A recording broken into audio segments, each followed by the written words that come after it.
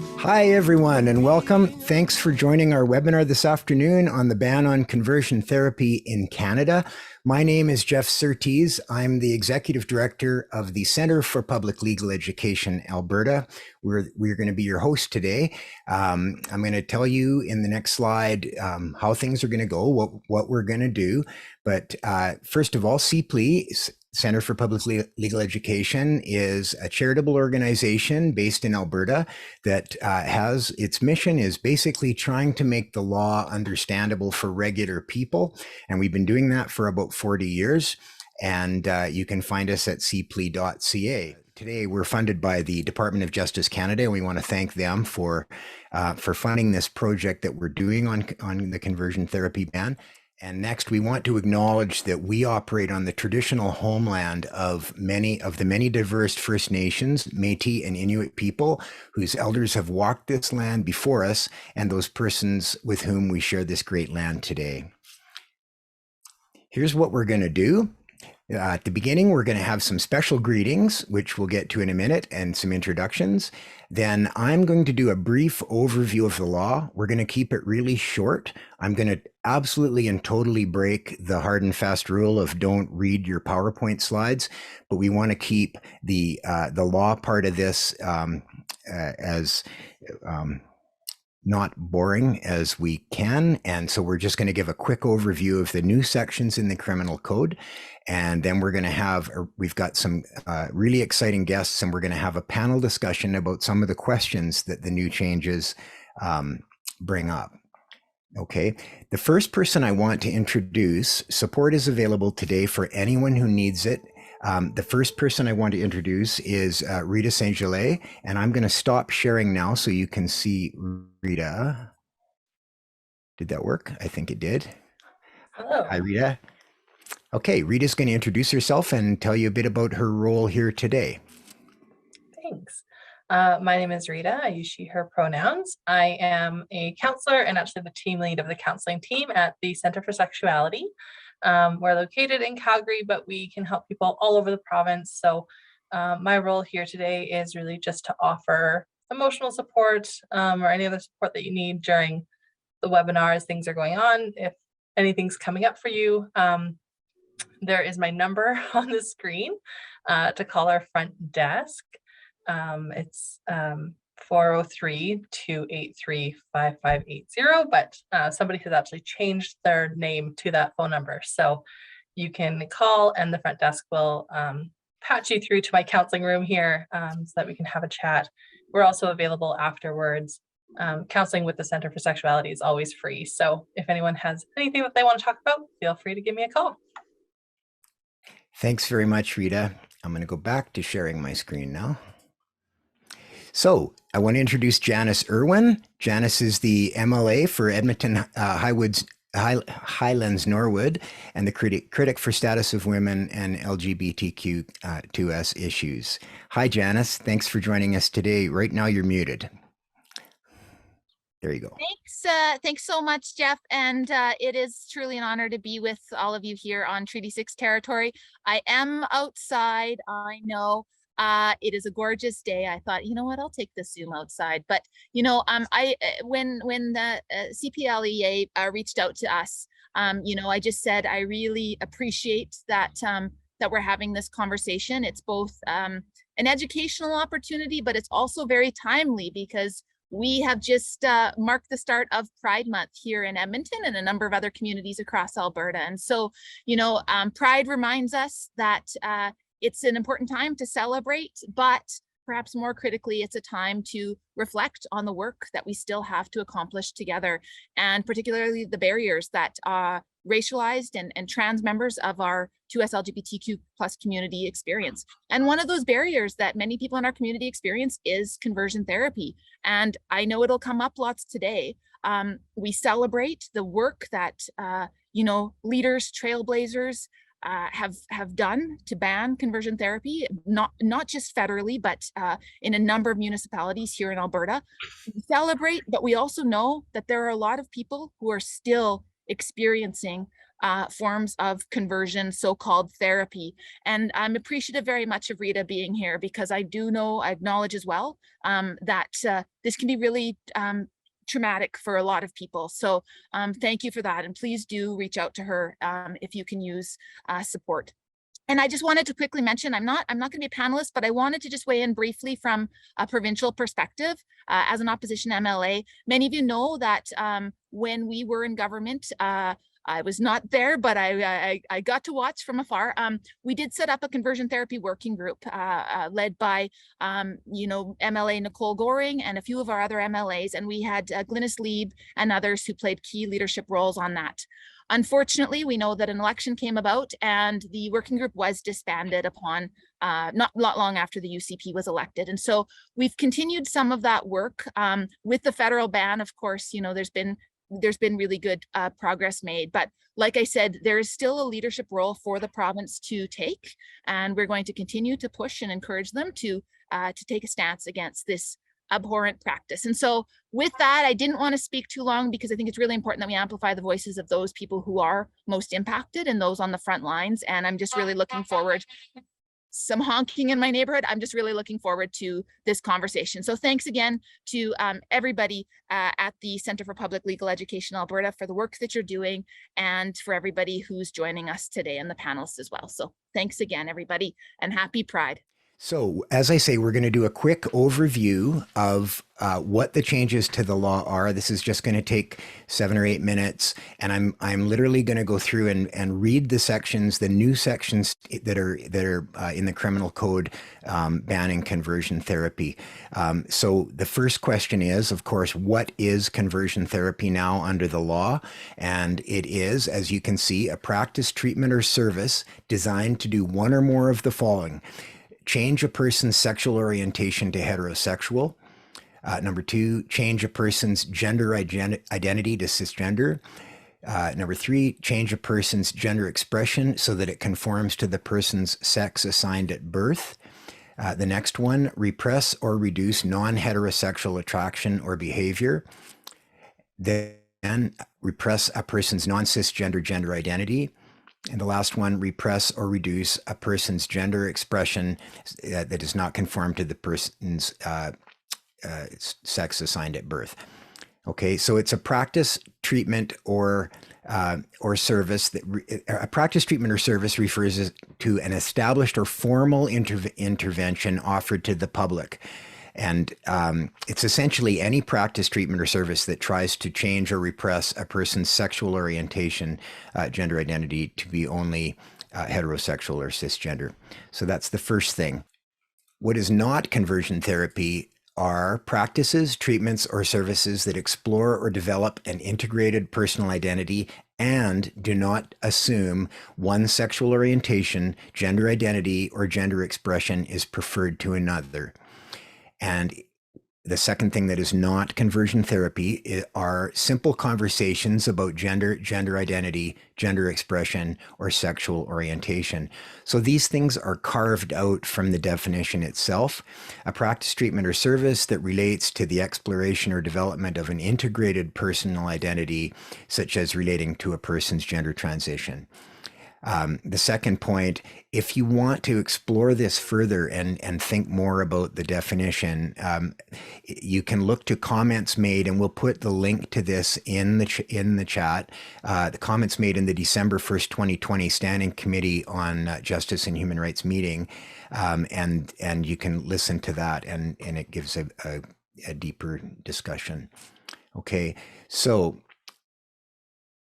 the new changes create 4 criminal offenses. And the first one is causing someone to undergo or providing conversion therapy is now a criminal offense. So a person who plays an active role in subjecting another person to conversion therapy, including by providing that therapy, is guilty of an offense. And the consequence of that is up to 5 years in jail. So that's number 1. The second one is promoting or advertising conversion therapy. A person who advertises conversion therapy services such as doing it online, or who actively supports conversion therapy, could be guilty of an offense, and the consequence of that is up to 2 years in jail. The third criminal offense that's created is receiving a financial or other material benefit that comes from providing conversion therapy. So that a person receives fees knowing that it comes from providing conversion therapy. That is now a criminal offense, and the penalty for that is up to 2 years in jail. And the next one, doing anything to remove a child under 18 from Canada with the intent of having them undergo conversion therapy elsewhere. So a parent taking a child to get conversion therapy in another country, even if conversion therapy is legal in that place, is guilty of an offense, and the consequence of that is up to 5 years in jail. And it's important to note that you don't actually have to get as far as taking the child out of Canada. If just making plans here is enough to trigger the offense. So that's it for the review of the law. We are producing some resources. Our tip sheet on this, in both English and French, which is shown there, is now available on our website. We'll put the link to that in the chat. We're not going to be sharing these slides later, but because there aren't very many of them, and the information is all in the resource that is available right now. So that's available for download. We are also going to have very shortly, it's not quite up on our website yet, we're in the middle of an office move, so that kind of threw a monkey wrench into this. But we're going to have a poster as well, and FAQs on our FAQ website, and that link to the FAQ site will be in the chat as well, and this will be available pretty soon, within a couple of weeks. Okay, that's it for my quick overview of the law, which is I appreciate is pretty short. I want to introduce our great panel today, and then I'm going to turn off my screen sharing as soon as we're past this screen. The first person, I'm not sure if Blake has arrived yet. He may not have arrived yet. We're waiting for Blake Desjardins. MP Blake Desjardins was born in Edmonton and raised in the Fishing Lake Métis settlement. Blake made history in September 2021 when he was the first openly two-spirit person and Alberta's only Indigenous member of Parliament to have been elected to the House of Commons. Blake currently sits as the NDP caucus vice chair and critic for Treasury Board, Diversity, Inclusion, Youth, Sport, and Post-Secondary Education. Blake is the deputy critic for 2SL, LGBTQ plus rights and immigration, refugees, and citizenship. And I'm guessing he can't fit all that on his business card. That's a long description. And Blake should be joining us shortly. It is a sitting day today in the House, so that may be what has held him up. Secondly, I'd like to introduce Chuck Easton. Chuck is a lawyer in Edmonton. He is the co-chair of the Canadian Bar Association Alberta section called Sexual Orientation and Gender Identity Community, also called SOGIC. He was a former police officer in San Francisco and has been part of the LGBTQ plus community since coming out in 1980 at the age of 16 years old. Welcome, Chuck. Our third panelist is Emmett Michael. Emmett is a prize-winning musician. He's a songwriter and a storyteller built on his trials. Turning to music in his darkest times, he found solace in his ability to share his heart with others through his lyrics. Drawing on his experience of transitioning from female to male, living with mental illness, and battling addiction, his songs carry a tone of desperation and sorrow. With soulful melodies and heart-wrenching lyrics, his music conveys a message that is both powerful and vulnerable. And fun fact, the music at the beginning of our webinar, you were listening to Emmett, and I encourage you to download his album from wherever you get your music because it's really, really awesome. Our next guest is Glynis Lieb. Glynis is a social psychologist with a background in mental health and addiction work. She is currently a post-secondary instructor in the field of psychology, as well as the executive director of the Institute for Sexual Minority Studies and Services at the University of Alberta. And our last panelist is Ryn Lawrence. Ryn is a diversity consultant in sexual orientation, gender identity, and expression. Ryn has been a teacher since 2013 in 2 Alberta school districts and has partaken in the school community GSAs since beginning his teaching career. Ryn is the chair of the Edmonton Public Teachers Local 37 Diversity, Equity, and Human Rights Committee and the Edmonton Public Teachers Local 37 Staff Gender and Sexuality Alliance.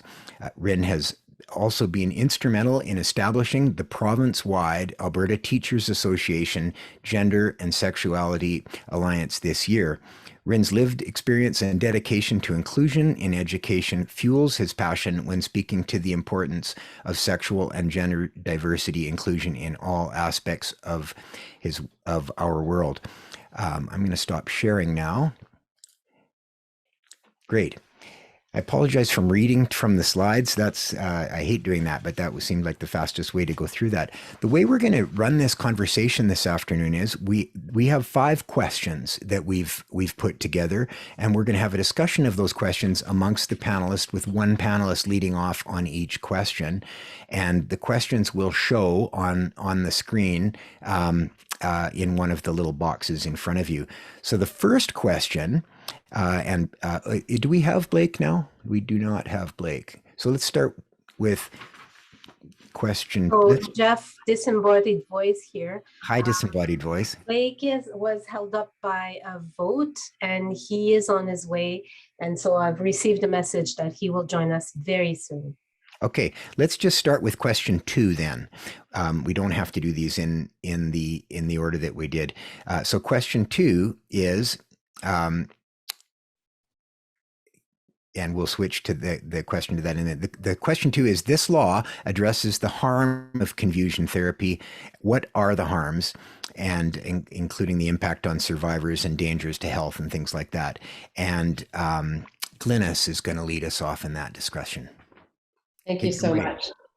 Thank you. I appreciate it. And I look forward to everybody else weighing into, I'm speaking from a theoretical and a service provision perspective, being part of the community, but not having been somebody who had the misfortune of being targeted in this way in my life. So, though there are so many impacts that folks can talk about, but the thing that we get back to, the crux of being told in any way that who you are is not good enough or fundamentally flawed is devastating in any way, for any child particularly. And I remember a number of years ago talking to somebody, and there was somebody who was in the public eye, not Emmett, who's beautiful and also in the public eye, but another performer, and they were talking about this, and they said no amount of public accolades or adoration can make up for the hole that's left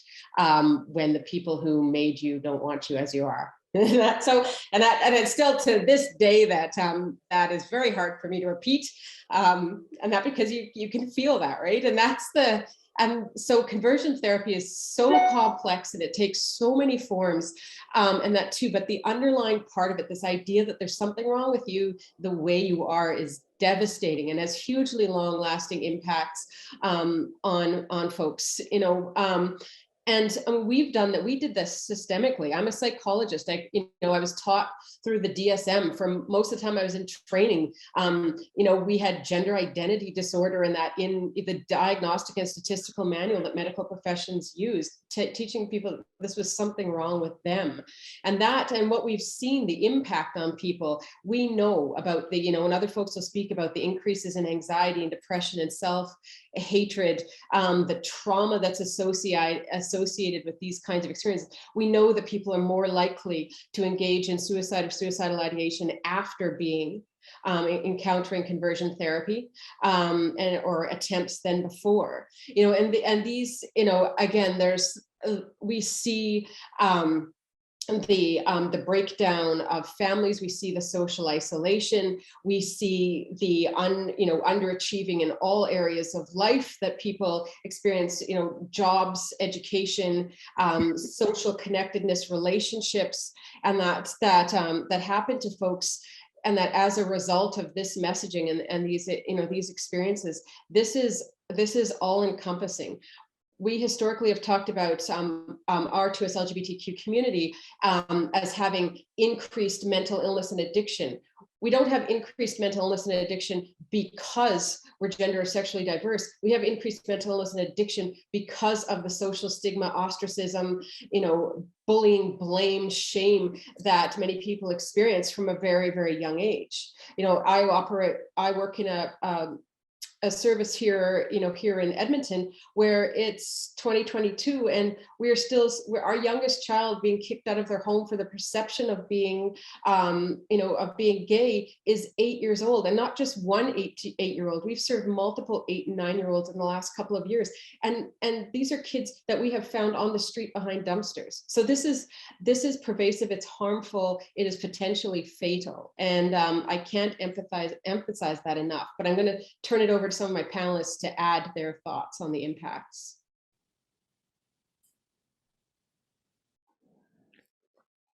Who wants to go next? We don't really have a planned order for this, so just jump in.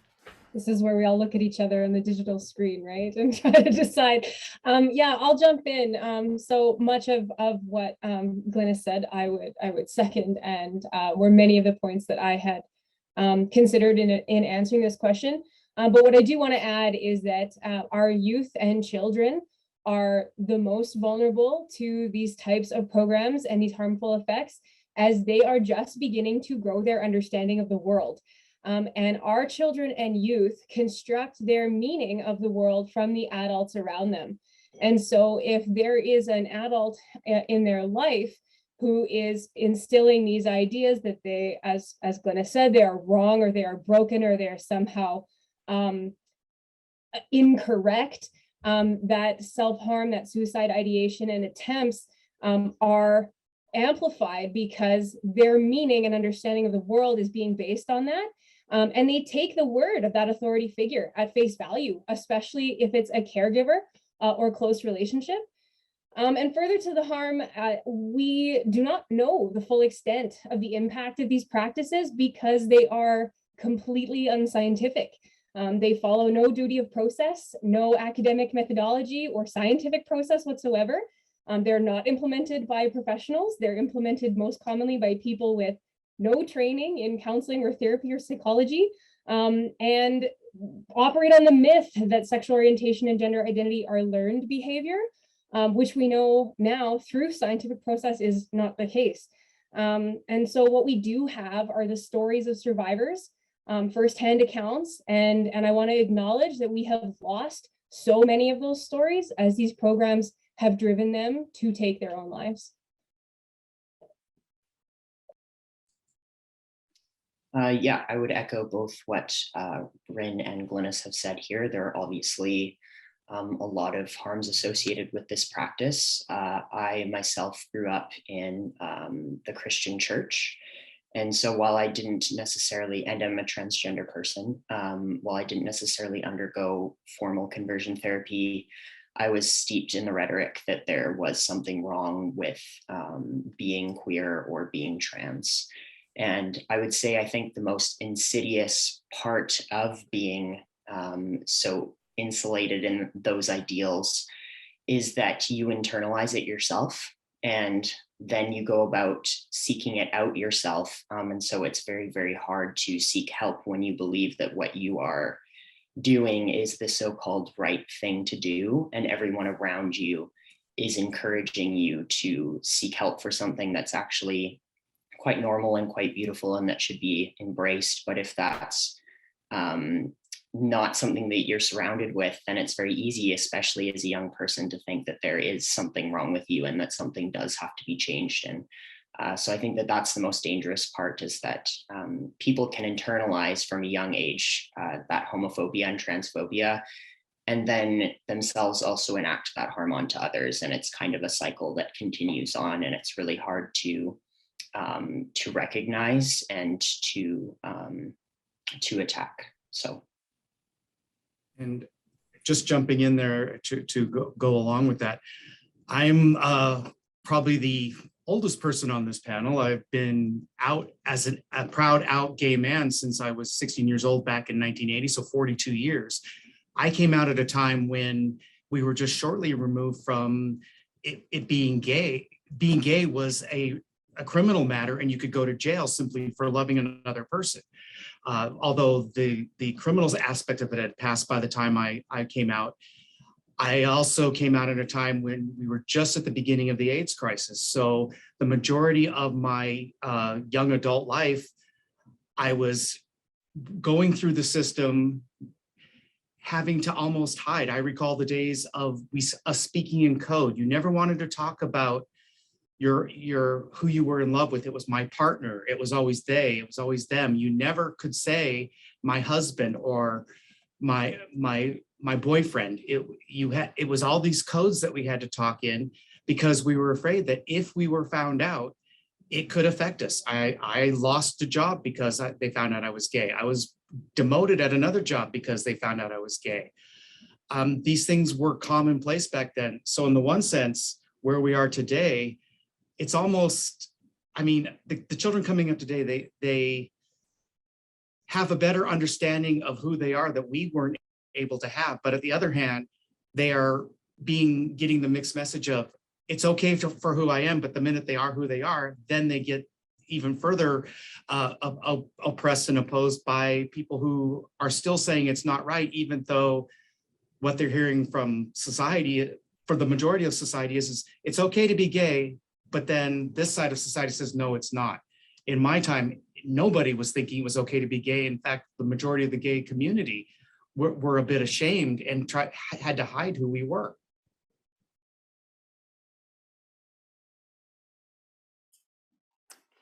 Thanks, Chuck. Blake, welcome, Blake. Blake Desjardins has joined us now. We started with question 2, so you're the only one who hasn't weighed in on that. And that question was, what are the harms that this law addresses? Do you have anything to add on that?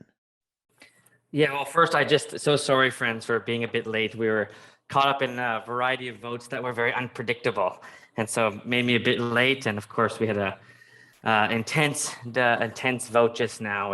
I actually would like to, I would summarize my experience today in contrast to my first. Sorry, I apparently I have to vote on a procedure. Sorry, I'll be right back on that. Never a dull moment. We'll soldier on. We'll move to question 3 then, and we'll come back and hear from Blake on that. I'm not sure how long that his question will take. So, question 3 is, what challenges do you foresee with this law, including enforcement, interpretation, people not aware of how it's going to work, and that sort of thing? And Chuck is going to lead us off on this question. Yes, it's always the lawyers that get the boring subjects. In looking at the law, based on the 4 amendments that have been made to the criminal code, they are very positive in what they intend to do. The difficulty is going to be enforcement. First of all, Jeff, when you were giving the general outline of the laws, you focused on the guilty of the crime and terms of potential jail time. But in reading these 4, from a legal standpoint, they're what we call a hybrid law, meaning they can either be indictable, which is the jail time, or they can be summary, which means they could be as simple as a fine or such. So again, there's the first issue is how is this going to be charged? Is it going to be charged to the full extent and the possibility of jail time? Or is it simply going to be what is commonly referred to as the slap on the wrist and here's a $500 fine? So that's the first issue I see. And then the other issue I really see is all 4 of the different subsections have the word knowingly. And that's going to be difficult because now you're asking for the trier effect, whether it be a provincial court judge, a superior court justice, or even if this were to go to a jury, having to prove that whoever is being charged with this law did it knowing what they were doing and knowing that it was against the law and knowing that they were intentionally breaking the law. And again, like any law, the proof is going to be in the pudding. When we finally get somebody charged under one of these criminal codes, how is it going to proceed through the court system? All laws are written with the best of intention, but until we actually see the results coming out of the court system, we're not going to know how the courts are interpreting these laws and what the type of punishments are going to be. And we are based in a case law or common law type system in Canada, meaning whatever the first case is basically going to be the precedent setter, and every case after that will, in essence, follow along. So those are the primary issues I see. And again, a secondary issue is going to be when you were reading the section on parents taking their children out of the country, who is going to be reporting these parents? Obviously, if you've got a 14, 15, or even younger child, they're not going to want to go to the police and say, my parents are doing this to me. So who's going to be the one that's going to make the complaint to the police? Those are the primary areas I see right there. We're not even getting into the idea of, as was said earlier, a lot of the conversion therapy practices that I've seen come through religion and freedom of religion, which is going to be another issue. The church is claiming that they have that you're imposing or you're stepping on their ability to practice their religion. And again, when you see a lot of this, they won't actually come out and call it conversion therapy. It will be a weekend seminar or a weekend retreat where we're going to discuss life and lifestyle choices, but the entire time it's going to, in essence, be the act of trying to convert young people away from who they are as a human being. So those are my areas that I would see concern. But again, until we get our first charge and we get our first our court case, we really don't know where this is going to go.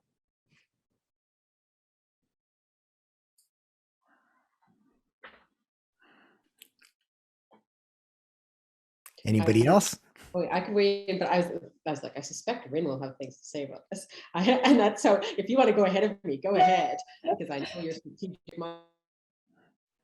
Sure. I definitely have a few things to say about this. And Chuck hit on my first one is my biggest concern is how this interplays with freedom of speech and freedom of religion. So we see this with various groups that oppose inclusion of sexual and gender diversity. So statements such as, well, it's against my religion to be gay, my child can't be trans, it's not part of our culture or belief system. And so how will that freedom of religion and the right to exercise religion, especially on children or youth within the home, and how will that be placed at equal value to this law, or will it be possible to override attempts to change identity?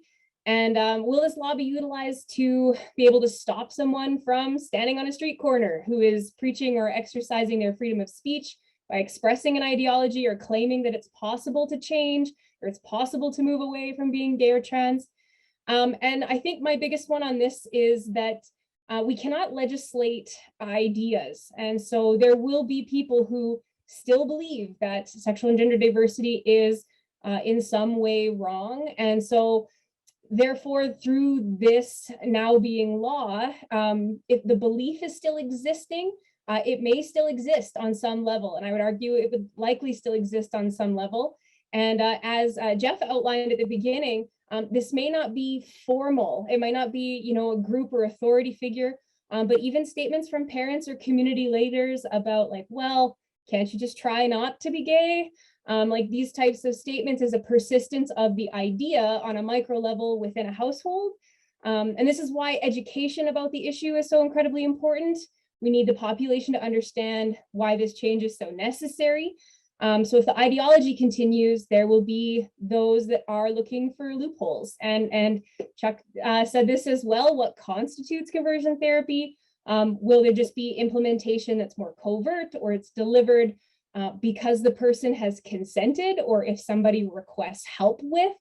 And what are we going to see about that? Or if we're trying to help somebody decide if they really want to be sexual and gender diverse. So those are certainly all worries I have. And the last thing I'll say about that one is how are minorities within a minority communities represented by this law? So Black, Indigenous, people of color who are also sexual and gender diverse, are Two-Spirit, folks, how are they going to be incorporated and represented, and were these identities considered in the creation of this law and will be protected by it as well?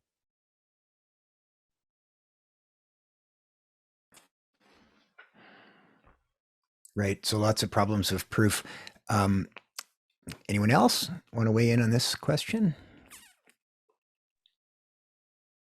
I can too, I think, and thank you for posting the other question in the chat there too, which probably Chuck is or yourself, Jeff, are the best to chime in on that one.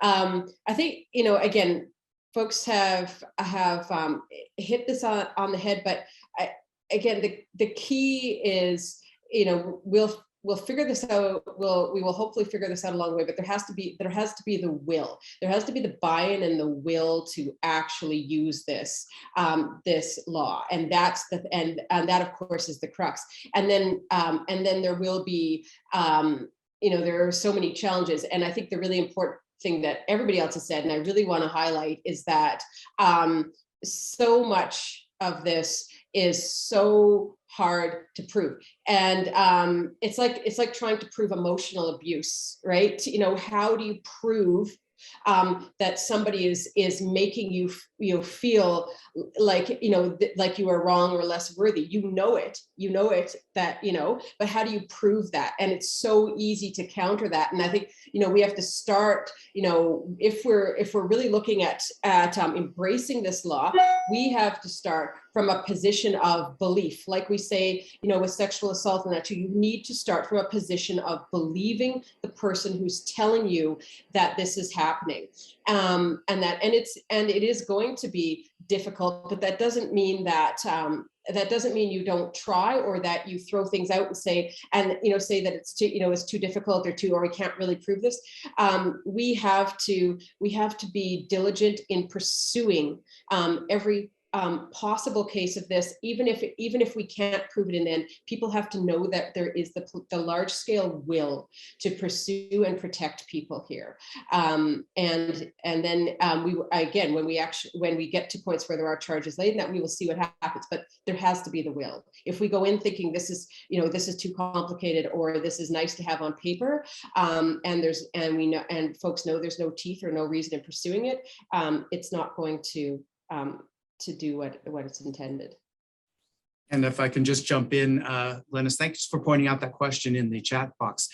To answer our friend from the UK, the way that Canada has included non-binary trans is specifically in the definition. The definition under section 320.101 specifically says a person that's trying to change a person's gender expression so that it conforms to their assigned gender at birth, or that are trying to repress a person's non-cisgender gender identity.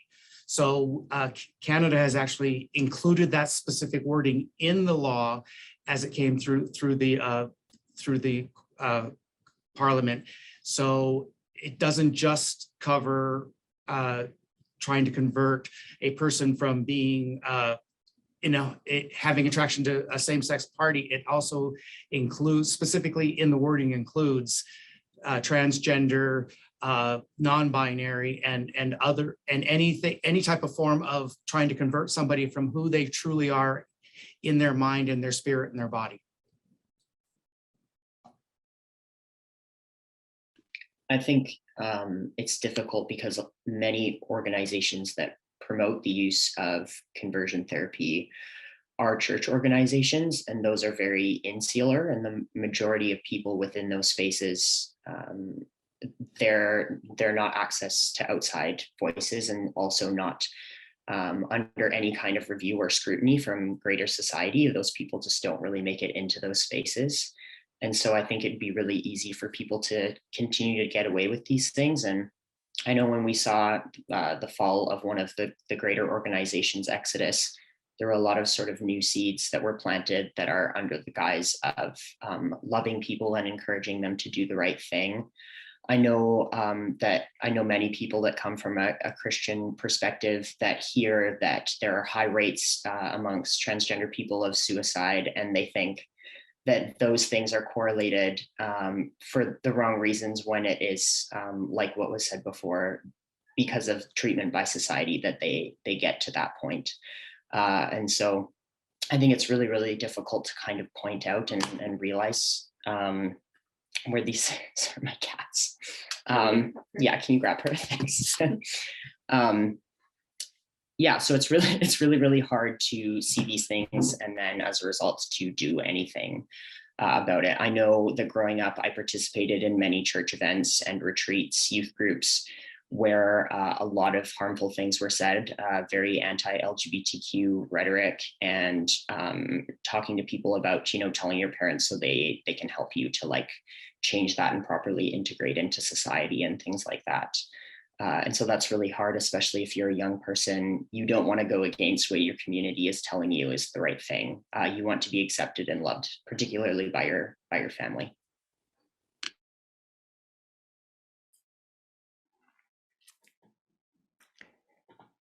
Blake, do you want to weigh in on this one?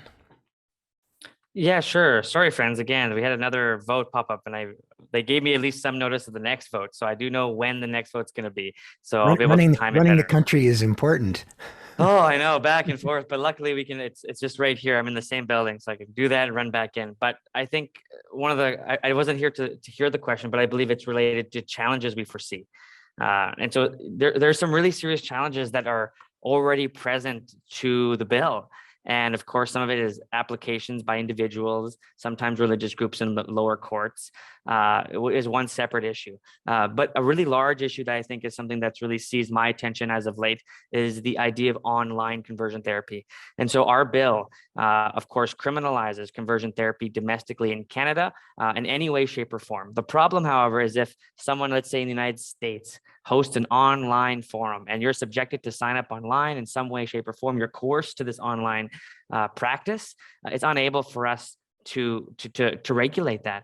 And so that's a big gap that young people in particular are advocating with us. I've spoken to some young folks, particularly the trans community, in relation to online coercive conversion therapy. And so this is something that I think there should likely be amendments or even work done within current legislation like Bill C-11 that regulates the big platforms to help us to monitor transphobic, homophobic, and coercive rhetoric online.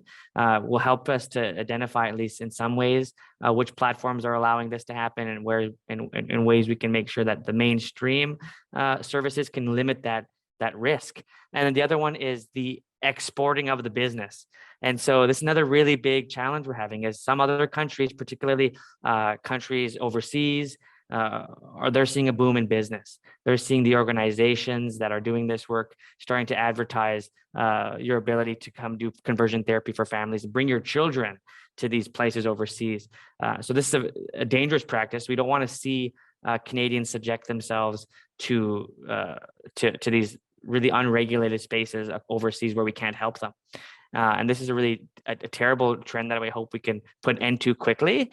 And so I think for challenges, those are really two really big challenges that I'm going to attempt to work with the community to try to fill those gaps because, of course, they're scary. Great question. Yeah. Did we hear from everyone on that? I think everybody has weighed in on that. Now let's go back to question 1 then, which we skipped. And the question 1 is, what does the passing of this law signify in Canada, and why did it take so long? And leading us off on that is going to be Blake Desjardins. Yes. So it's sorry, the first part. Can you just repeat the first part, Jeff? It kind of cut out there. Sure. What does the passing of this law signify in Canada, and why has it taken so long? Oh, the second question, why has it taken so long, is something that I am just so deeply disturbed by, because we've been waiting for this for a really long time. Some of you might remember way back in the 42nd Parliament. I'm sitting in the 44th Parliament. Way back in the 42nd Parliament, there was actually a petition that was first tabled in the House of Commons called Petition E 1833. 1833 was the first time the House of Commons was given a massive notice of how large the vote's been called, but I have a few minutes here. I can finish my spiel and then I'll go vote and then I'll come back. But it's the largest petition, one of the largest petitions Parliament's ever seen. We had over 20,000 Canadians sign that online petition, and it was presented in the House of Commons to look at a bill that could address conversion therapy. So we've known about this for a long time, multiple parliaments, as a matter of fact. It was actually someone named Sherry Benson, who some of you might know, helped to champion and table that legislation. No longer one of my colleagues, but really great piece of work. So this has been going on a long time. So Canadians have been wondering why. And so the large reasons I've really been just straight down on the topic is stigma. People believe that their liberty, at that time, it was argued by the Conservative bench that their liberties would be limited and that the rights of parents would be trumped by the rights of children in some ways. And of course, that's an absurd argument, but that was the argument that was actually used when this bill was first tabled and it was defeated. It was so unfortunate because it was just 43 members of the Conservative Party who voted against it, not a majority. And so it goes to say that every party, as a matter of fact, does stand for justice in this realm, but there are a few folks from every single party that have presented issues in this space. And so I think the largest issue was stigma, homophobia, transphobia, that highlighted how nefarious I think the stigma truly is. And it affected our parliamentary procedure and affected parliamentarians. Another part of this, why it didn't happen for so long, is there is an immense lobby on Parliament Hill by very strong social conservative organizations, including largely religious organizations that want to see religious freedoms and religious power often take the front seat in the driver's discussion when it comes to rights of individuals, particularly when it comes to criminalization of activities that they may be engaged in. And so they knew that this bill was about them. You know, in many ways it was to target church organizations. It was really how it started in some ways, but it did of course transition into other spaces like conservative social justice. You know, that's a weird thing to say, but there are such things as conservative social justice think tanks and organizations that are non-religious that are also doing this work. And so we've seen these two groups in particular really advocate against the bill. But what I thought was one of the most remarkable things, one of my first votes, I think it was literally my first vote or third or something like that, first or second or third vote. The best day I've had in this place was when we unanimously voted to pass this law. It was a lot of work. You know, I watched some of my colleagues hustle. They were going across benches, trying to get even just small aspects of the bill passed. And so you can see Randall Garrison just going to the same people and people in the hallway saying, oh, here comes Randall Garrison, going to talk to us about the exact same thing he's been talking to us about forever. And so there are champions in this place and also across Canada that have influenced this work. And so the second part of my answer is, now, why is it significant? It's significant because it was killing Canadians. Conversion therapy kills Canadians, flat put, regardless of one's religion, regardless of one's social interpretation of this place or their country, regardless of the interpretation of the Charter of Rights and Freedoms. People were dying. In any good government, you know, it was actually Tommy Douglas who said, any good government doesn't look at just the economy of one's country, but it looks at the kind of security and social welfare we also provide. And so when the country looked at the social welfare of our country, we noticed that there was an obvious discrimination. You know, people here know that discrimination. They felt it, they see it still today. But this is an insidious process where it breaks down an individual to parts of themselves to the point where they're unrecognizable. And when someone is at that point and no service is provided, it's easy to take one's life in that case, because they've been told they're not valuable. They've been told who they are is not authentic. They've been told that this country doesn't want them. They've been told that these institutions are more important than them. And that was the problem. So we had to flip the model upside down. And so the second part of why it's significant is it criminalizes this behavior. If there is no penalty to explicit hate, which drives people to the point where they harm themselves, then the process itself is not worth it. And so the criminalization portion is important, because we can't, for example, that criminal record, we often talk about it, especially in Democrats, in a way that it is criminalization of anything in some ways is cautious, because it of course stigmatizes people the rest of their lives. But when it comes to something like hate crime and in particular to this instance of conversion therapy, institutions deserve to know that these people have harmed others before they're hired in other institutions. And so the criminal record will follow them the rest of their lives. And that's an important piece to identifying where hate comes from, how hate is motivated, and how we can address hate moving forward, because it's really an anti-hate piece of legislation. And that's so important to have a framework for that. So it's so significant because it's already demonstrating lives are being saved. And I think we're going to continue to grow that process. Given some of the things I spoke about earlier, if we can fix those gaps of online conversion therapy, I think we're going to have a really solid framework to make sure that this can never happen again. And it's just, the only reason it happened is because survivors came forward. People they had no like stake in it other than the fact that they have felt this oppression and this pain and have offered the country a piece of them that has allowed us to save lives, and it's going to continue to save lives.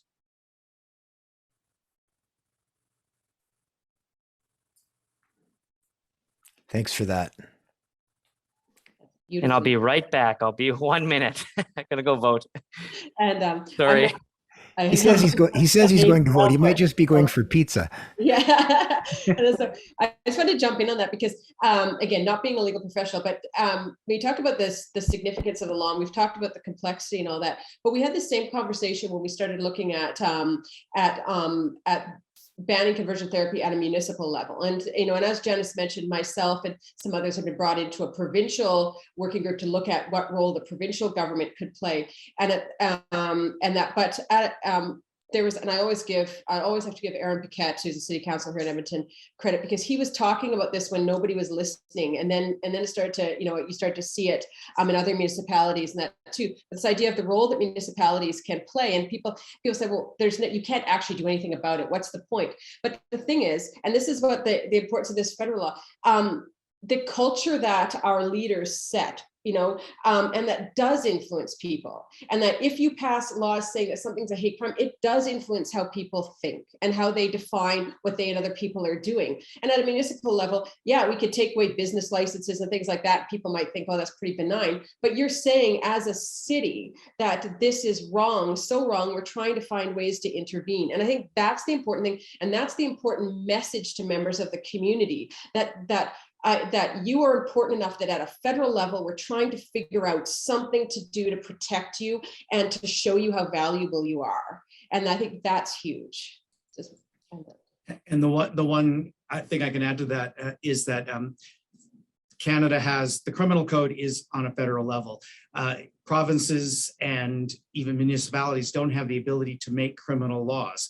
So that's why it was important that this had to come from the federal government. If we were going to add this into the criminal code, it had to come through the House and it had to be read into the current criminal code. Again, but whether or not, or however this goes forward, whenever we do finally see the first case appear in court with a charge under these new criminal laws, the main thing is it's also, by just simply adding it to the criminal code is sending that message that we see this as something that's not good. It's unhealthy. It's a safety issue. So regardless of whenever we see the first charge and actually see the first court case, the fact that it's there sends a strong message. I think also to young people who grow up in a church environment, I think that if I had heard about this, it would have been like a flag in my mind to be like, okay, maybe what I believe is wrong and maybe I don't have to change. When you believe that greater society supports your gender and sexual identity and that they no longer condone homophobia and transphobia, I think that would have been instrumental in a shift in the way that I thought and felt about myself, which I think is really the most important part. And I think the reason it's taken so long, hearing from being a part of a religious community and really hearing like where that stems from, there was a huge argument of, well, what if people are consenting to receive this treatment? And I don't think that you can properly consent when you're brainwashed to believe that there is something to change, because the reality is we know that there's nothing wrong with queer and trans folks. There is nothing that we require to change. And just to kind of target in on a couple things that were already said, I would say that this is significant because it is a systemic recognition of the marginalization of sexual and gender diverse people that they have had and continue to face on some level. And it is a recognition from our base structure, our federal system, that it is wrong to victimize and marginalize or target sexual and gender diverse people. And I think in some ways is a step showing that we are moving forward in a fundamental understanding of morality and humanity, and that we're recognizing that human diversity is something to be celebrated and not feared. And in terms of it taking so long, I believe that it is due to the original systemic setup of our country and its intertwined nature with religion. And there has been many steps in our history to separate those systems. However, to deny their interplay, even to this day, would be untrue. And I think Emmett has certainly brought that up today, which is good. And I think that I have felt on a personal level as well. And I certainly see within some of the children and youth that I have worked with. And I think the last piece I'll put in there is that lawmakers are typically people with a level of power and privilege and exist in spaces that don't always include sexual and gender diverse people and their voice. And I think that this is occurring now because we are having representation of our voices in those spaces. And some of our panelists here today are great, Blake and Chuck and Janis are wonderful, examples of that, of how we are having inclusion in those spaces now. And we're seeing the success stories of people who have not been subject to conversion therapy and lead beautiful, wonderful, happy lives. Our lawmakers are listening and they're hearing stories and they're following through in their allyship with these types of tangible actions. Thanks very much for that. One thing I've heard discussed, and one thing that was part of us receiving the grant to do the work in this area was the belief that it's a side issue and it's not really about conversion therapy, but there's a lot of people are discouraged about politics right now. And the fact that there could be unanimous agreement on something that was this difficult for some people to come to terms with, that's really important too. It shows that progress can be made and people of all different political stripes can work together, and people that were involved in that process should be very, very proud of what they did. Let's move on to the next question. And this is question 4. What steps, this to me is a very challenging question. What steps can someone take if they are experiencing or supporting someone experiencing conversion therapy? And Emmett is going to lead us off on this one. Yeah, and I think that this is a really difficult question to answer, especially as somebody who kind of understands what the impact that this type of rhetoric can have. And so I think to my personal experience and what I needed as a young person growing up with the idea that there was something wrong with me, that I was crazy, that something needed to change. And I know for myself and many others who have gone through the same thing that I've talked to, that just having one person, particularly if you're an underage person, having one adult in your life that does affirm you and does want to champion you with the resources that you need to get the help to deal with how society is treating you, rather than to get the so-called help to try and change to conform to society, that is huge. And growing up, as I did find people that were like me, I think part of the trouble with conversion therapy too is that it isolates you from other people that are like you. It encourages you to stay away from communities that will celebrate you or quote unquote indoctrinate you. And so I think really helping people to access their communities is huge, because it's the isolation and loneliness that I think is what becomes deadly. Believing that you are so other from people is what becomes deadly. And so I think, like, when I first started sort of in my therapy journey, I was seeing a Christian counselor because I didn't really have a say in what that experience would be like. And so for me, it was really important to see somebody who had the credentials to provide therapy rather than just consulting church leaders. That being said, I think it's important for people to understand that a lot of people who are coming from religious communities, just because the churches aren't affirming those identities, their faith still really matters to them. And they feel as though they have to leave that behind if they turn away from the idea that there is something wrong with them. And the reality is, and what I discovered later in life was that if I wanted to maintain faith or be involved with a church, there are options for that. And there are options where church leaders and all affiliated do celebrate diverse identities. They celebrate gender, different expressions of gender. And I know, like, as examples, McDougall United Church is great, Robertson Wesley United, and there's plenty others and more popping up now. So I think that that's really huge. I know that I've accessed a lot of resources. A great landing page is the Rainbow Pages. They sort of have a really good list of sort of local initiatives that provide a safety net. The Chew Project provides a great safety net for those experiencing homelessness. We know that a lot of people are kicked out for expressing their gender sexual identity at a young age. And so the Chew Project is a great resource for that. ISMIS, the Institute for Sexual Minority Studies and Services, provides education, which I think is really important for planting the seed of really teaching people from the beginning that these are identities we celebrate and affirm. And there's a whole host of other things, not just to support these individuals, but also that are undergoing these circumstances, but to provide allies with the ability to support people that they know who are going through it. Because I think a lot of people kind of feel like they know something's wrong, but they don't know how to help. And I always say too, like, really just meeting people where they're at and asking them what they think they need before following through on a plan to get there. Yeah.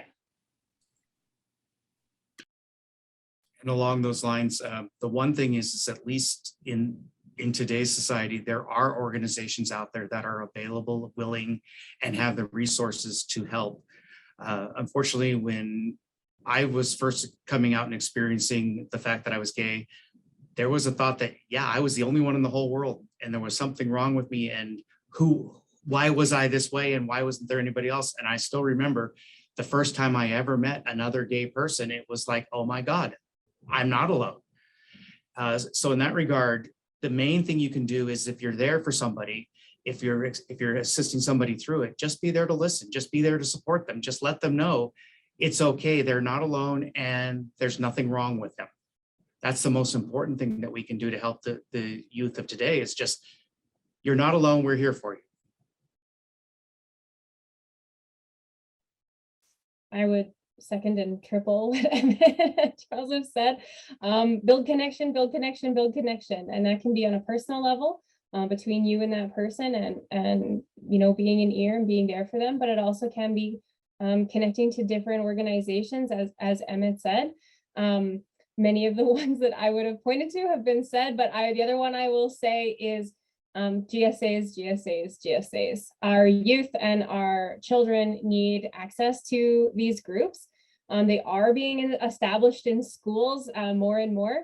Unfortunately, the pandemic decimated most of them because we were unable to gather in groups or you know, mixed cohorts and that type of thing. So I would absolutely encourage, if you are an adult or a parent, ask your school, when's the GSA starting back up, and push for it. We need them. They need to be there in schools, especially for our elementary age children, as there are very few community supports out there for very young students and children. And we are seeing our youth identifying very, very young, and because they are supported. And that's what we want to continue to see. I also would note that lots of non-for-profits that support sexual and gender diversity moved online during the pandemic and are continuing online supports, phone lines, counseling. You know, we have the Center for Sexuality here today. Things like Brightline are wonderful places where you can seek out that support, even from a socially distanced sort of perspective.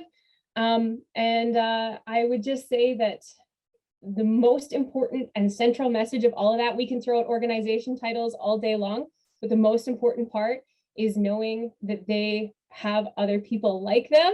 As Charles just said, they are not alone. There's a vast community out there that loves them just exactly the way they are and is willing to accept them for everything that they are.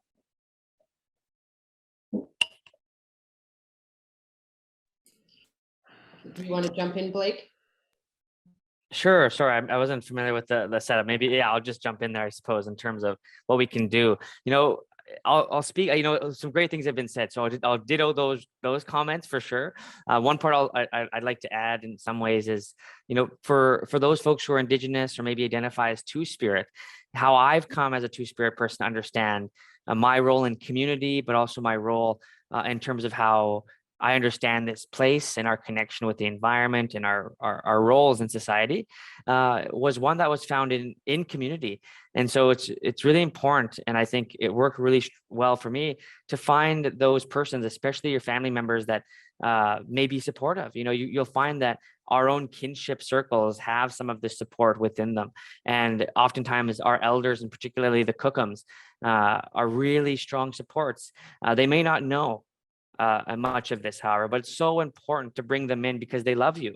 And, you know, our nations have been fractured so greatly and for so long that our elders have, in some sense, been deprived of, because of residential schools, the tools that they needed to show love, to show kindness, to show acceptance. And our elders can be assets in understanding oneself because they themselves had to go through that experience. And one thing that I learned really young when I was figuring out who I am and my journey as a Two-Spirit person, which is ongoing, it's going to happen your whole life. There's no like destination you arrive, but a process that Two-Spirit people, I think, understand themselves because it's so closely related to our traditional roles, but also our understanding of future generations and past generations. Two-Spirit people help to keep that glue together, that community glue. But part of that process, something I learned really young was, you know, I asked an elder, I was like, why am I different than everybody else in the community? Like, what the heck? Like, why am I so different? You know? And this old guy, his name was Lauren Destow, and his wife's name was Marie Destow. And really, for those who know them in this, you know, they're great people, as you know. And they had told me, they just said, Blake, sit down, have some water, have some berries, have some food, you know, just get those needs out of the way. And they asked, what did you eat today? What did you drink today? And I didn't really think about it. But there are physical needs our body actually needs in order to walk in the right path in this place. And so those are really basic questions that really went a long way for me. But the second thing they told me was the part that really changed how I understand so many things in my life. And they said, imagine this, imagine a lake. You know, some of you might have heard this story before. Imagine a lake, you know, any lake that you've been to in your life or an imaginary lake. And now imagine that lake surrounded by a forest. And this forest is a large forest. It's the entirety of the entire lake. And now imagine that lake as something that everyone needs. It represents love, it represents acceptance, it represents community. And now think about who needs those things, and think about the life in this place we are and how they get there. And so the elder asked me, he said, Blake, how do you think a deer gets to that lake? And I said, well, it definitely trots through the forest, right? It trots through the path. It may have taken a path others have taken. It may create a new path. He said, what about a butterfly? I said, well, it probably wanders its way through the forest, flying here and there, and eventually it gets there. What about a bird? You know, it can see right over it. Some of those folks have the easiest way to get there. What about, something that crawls? Sometimes those are hard journeys. It might be longer than others. But the reality is we're all unique, and we all come to this journey with something special about ourselves. But the journey itself is also unique. Not one path fits everyone. And it's okay to find the path that works best for you. And it's okay that it may look different than others, because you're getting to that place where you know you need to be, which is what everyone needs to live: love, acceptance, and community. And so there's many ways to that path.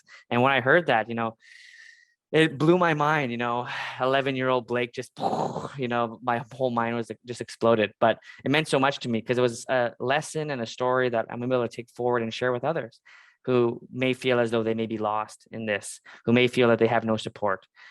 Please know that no matter what, everyone needs that love and that kindness, even you, and you deserve it. Don't let anyone say that you don't deserve those things. And there's not much left to say after after that. That was brilliant, and thanks everybody. I think that again, that's something that we've learned with with the work that we're doing with youth in schools and otherwise too, is that not everybody, there's a lot of apprehension, even folks who are well-meaning, like people are scared by the acronyms alone. People will not engage because they're not sure what the proper acronym is to use or what that means, or they're not sure how to use pronouns and those things. But then there's this idea that you need to understand these things and that to be helpful. But I think Blake and others touched on this too.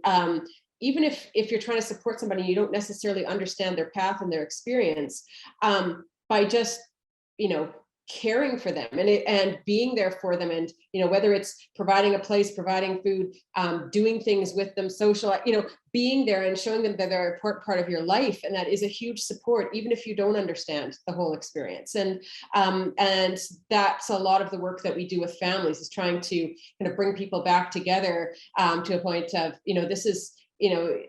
This is, you don't need to know everything about somebody or understand their experience. You need to be, to care and to try, and people will try to understand, but you don't need to have all the answers for someone.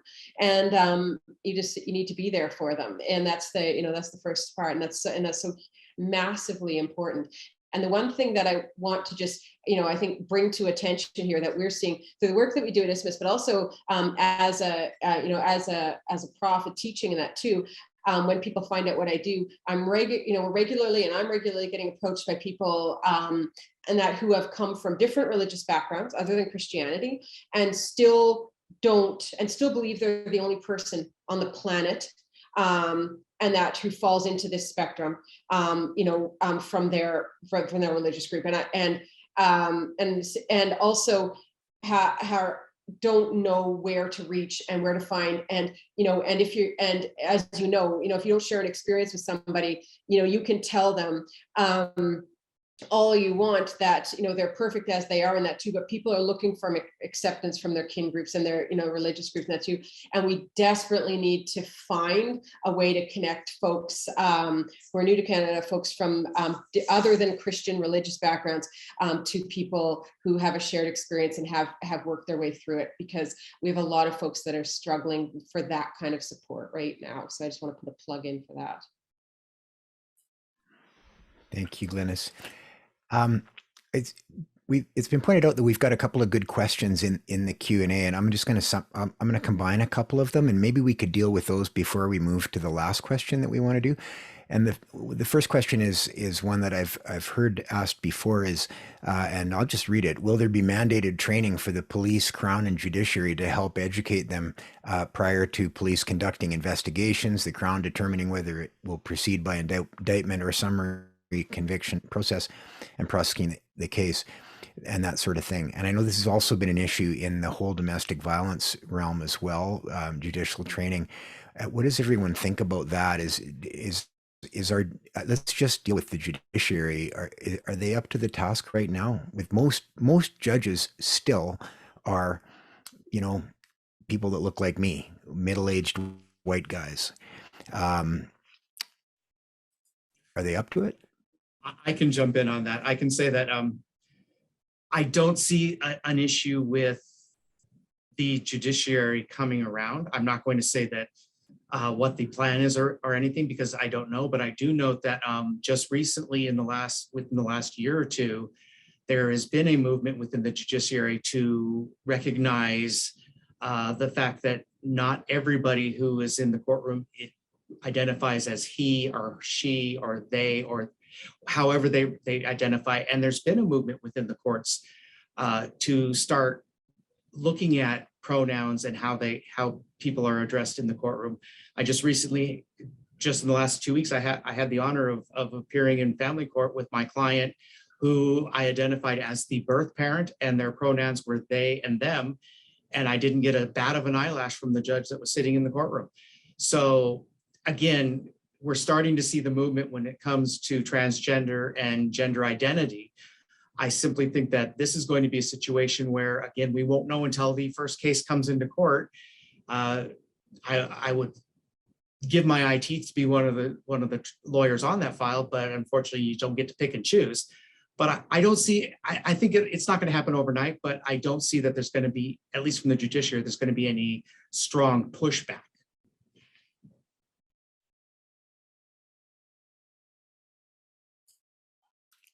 Yeah, I would agree with that. What I found I don't practice anymore, but judges are better than people think they are. Most judges I've found are, I mean, there's some exceptions to that, but most judges are very caring people that want to do the best thing. And training should be available. Okay, the next question, just a quick one. Should churches not answer in a court when a person they use the therapy on ends up killing themselves? Well, Chuck, do you want to deal with that one too? Well, that one I really don't want to touch.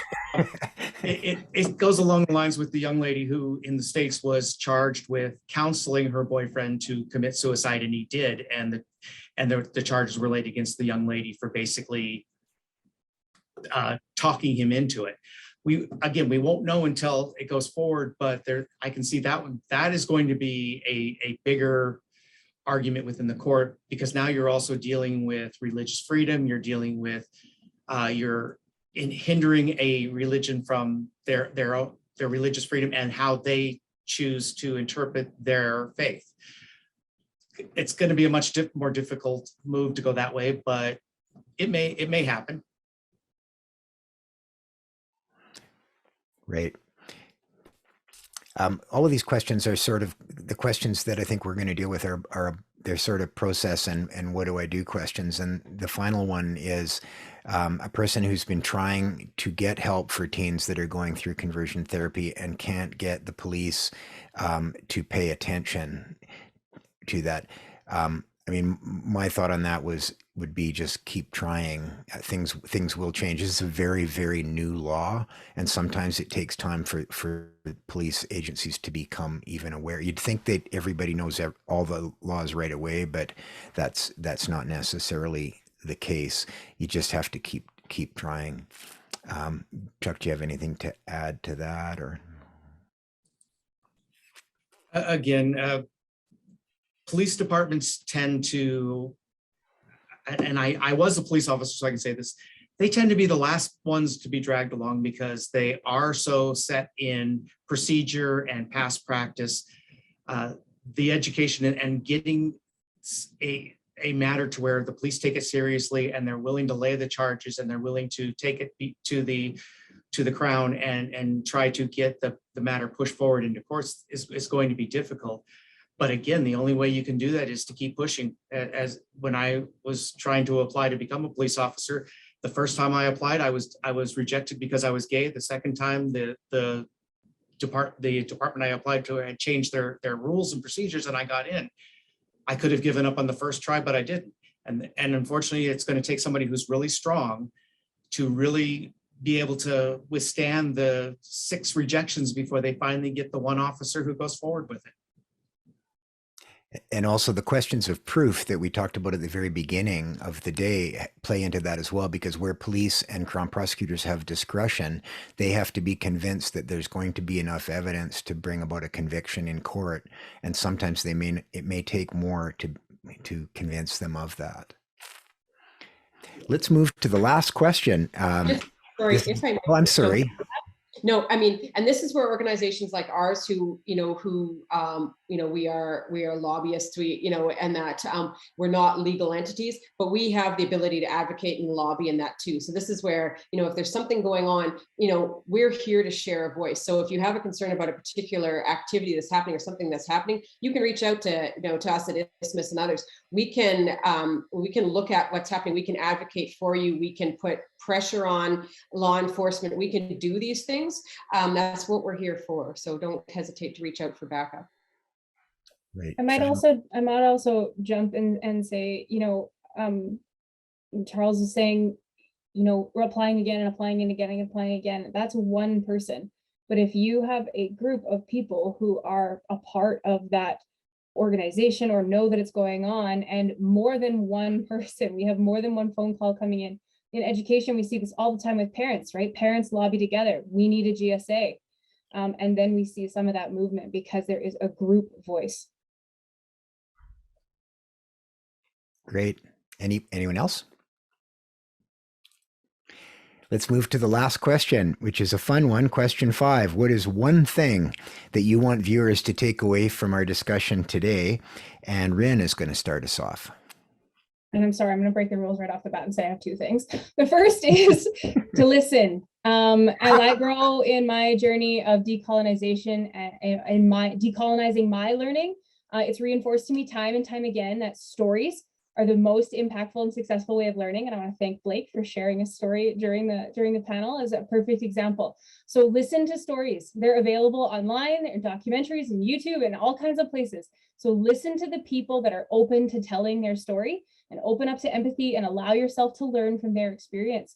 And if someone you know tells you a story that they are a survivor, listen, it's good for both of you. So it was short, right? So I can do second. This is my second. It is not possible to change someone's identity. We cannot make somebody heterosexual or cisgender, same as we cannot make someone gay or trans. Where we can have impact, and what I empower all of you listening to this today to do, is we can impact their environment. We can make the environment they live in, they work in, they play in, loving and accepting and inclusive, or hostile and exclusionary. We have the power to set the tone for what is right and ensure that all people feel welcome and included in our spaces. And why would we choose not to provide positive space for somebody?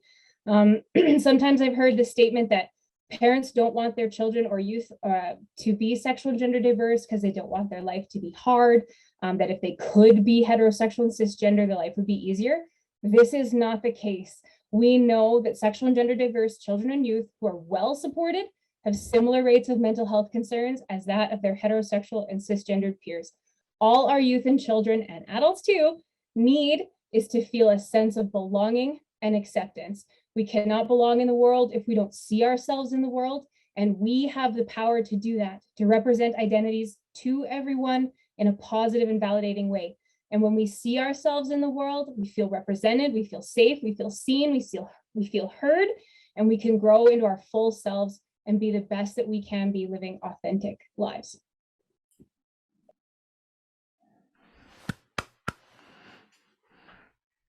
Who's next?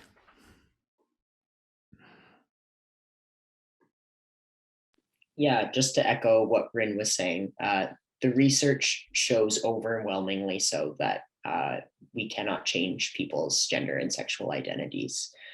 I think it's also important to understand that a lot of individuals who experience conversion therapy go into this practice willingly. And in order for that cycle to be broken, it's important for education around the harms and that lack of credibility around the therapy to be widespread information, which I think is why the passing of this law in a lot of ways, even before enforcement, is huge, because we know that Canada as a greater society no longer supports these homophobic and transphobic practices.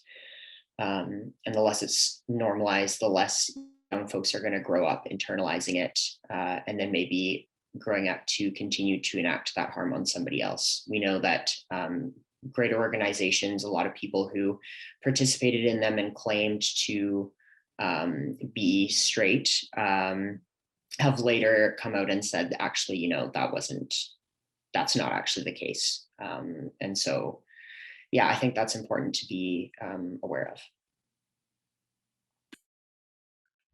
Thanks, Emmett. Glynis, do you want to go next? Sure. And I think, again, for me, the one thing that, you know, that if I had to get it down to one thing that I want folks to take away from this is that, you know, we talk about how we need systemic change and we need services to change and we need that, but our systems are made up of people just like us, people coming from the community into them. And our systems are a reflection of broader community beliefs and what, you know, what people endorse, don't, and that. And so if we're looking at wanting our systems to change, our governments to change, we have to look at ourselves. And the big part of, of this is that, as folks have mentioned, the normalizing of sexual and gender diversity. And that comes through little things like changing how you speak, changing your washroom signs to say washroom. Other countries don't have gendered washrooms. It's not that hard.